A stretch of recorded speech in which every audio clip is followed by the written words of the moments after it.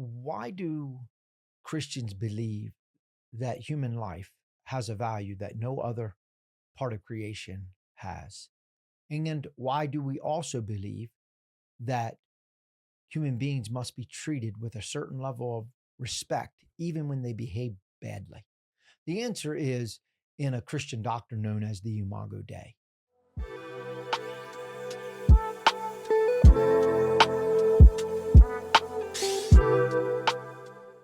So, what is that? What is the Imago Dei? If you notice back in Genesis, when God created everything in creation, when He created the stars, the sun, the moon, the plant life, the creatures of the air and the sea, each time He was finished, He looked at His creation and He said, "It is good," and He was pleased with it. But when He came to humanity, the Bible tells us He stopped and made a particular statement. He said, "Let us create man in our own image." And the Bible says that He went about to create man in His own image, and He created man and woman. That doctrine is known as the Imago Dei, or the image of God. We are God bearers, or we bear God's image. Because of that, humanity is held to a certain level that no other part of creation is held to, and we call this moral ethics. For example, if you look at the other portions of God's creation, let's take a dog, for example. If a dog runs up to a bowl and pushes other dogs aside, or a puppy does that, we don't correct the puppy because it's being selfish, but we feel like it's acting within its nature. We don't look down on the puppy because of it. But if we see one of our children doing that, running in and pushing all the other kids aside and taking what he wants, immediately we pull that child aside and we begin to correct it, because we believe that it's not acting in accordance with a certain level of dignity and a moral accountability that we would like for our child to hold. Why?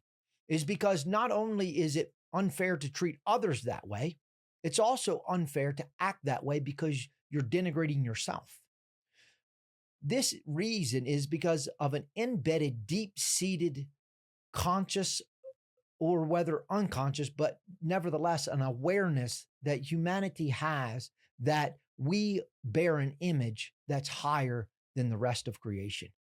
And in doing so, we should hold ourselves to a certain level. So then, what's the takeaway then? Well, we realize that other people deserve a certain level of respect. We should always treat them that way. But then the question arises, what if they act badly? Well, even sinners, even though they may have marred the image of God that they're bearing, it's still not erased. And because of it, we're obligated to treat them with at the same level as if they bear the image, because they do. If they fail to hold themselves to a certain level, that does not give us the excuse to treat them in like kind, because we do two things. We sin in two ways when we do that. The first is we're not treating them in the proper aspect, that the fact that they are image bearers, or they are bearing God's image. So then we're not treating them with the proper level that we should, even if they fail to hold themselves to a moral standard. And then the second way we sin is if we fall down and match them character for character. Now we have marred our own.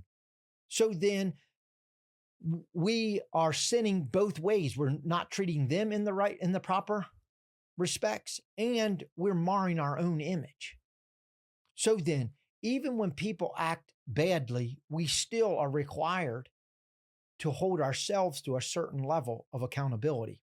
This explains not only why Christians act the way that they do, but then it also explains the certain level of accountability that we should always be holding ourselves to on a daily basis. As always, like, share, and comment.